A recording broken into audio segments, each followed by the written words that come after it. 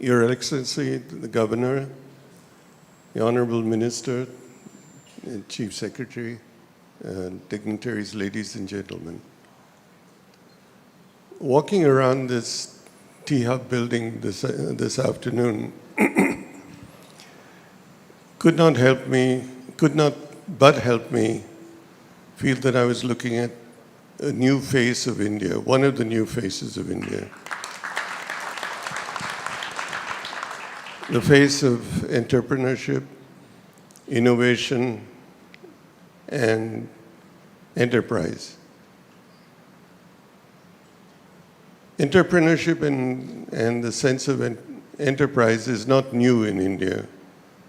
We're a nation of people who have been shopkeepers, small cottage industry managers and owners.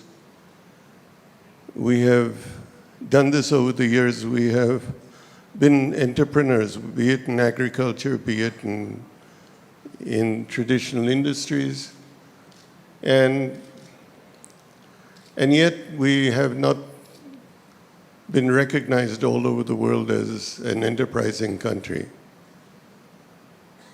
What we have not done is registered ourselves as an entrepreneurial nation in the new technologies of the world. The technologies that don't require billions of dollars to establish, that don't require hundreds of acres to build. Enterprises that are built on innovation that's in your mind, non-traditional, untried, and sometimes risky, but that make a big, big difference in the world of tomorrow. This is what elevated the United States in the 80s into a new world of technology and high tech. It changed the way we live. It changes what we hold in our hands in terms of phones, communication. And yet India has only been a part of it through people who left India and gone elsewhere. And why? Because the environment here didn't support them. I grew up in an environment where if you had an idea, your boss or your manager politely told you, and sometimes not so politely, that you need to gain some experience before you open your mouth. You need to roll up your sleeves and spend 5 years on the shop floor. Then you can talk. And that's not what enterprise is today.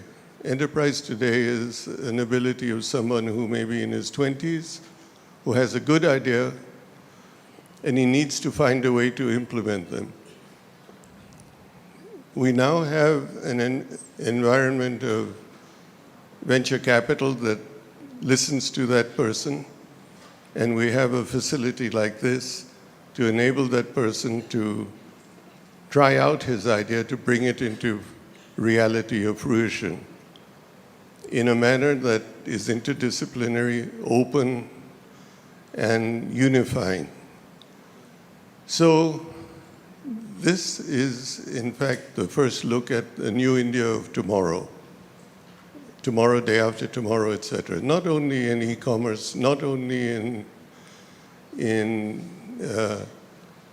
e-retailing, etc., but in the exciting area of medical remedies, medical treatment, stem cells, life sciences, and this can be the starting point of that new wave. And so it's a great privilege to be here today. This is an area that needs all of our support and needs for us to be proud of what we have, but it needs for us to be keen to not be satisfied with what we have, but to go further and to be leaders in the world, not in the country alone. So my enthusiasm in the new India of tomorrow continues to be there. I continue to feel the need to support enterprising young Indian engineers and scientists. And all of us should be very pleased to play this role and need to support this, because all of us should be keen to unleash the Indian tiger. And we haven't done that as yet. So let's all put our hearts and souls behind the fact that this is going to be the new India of tomorrow. And what we're seeing in this building is just the start, just a nucleus of what could be the new big thing in the country. And thank you very much for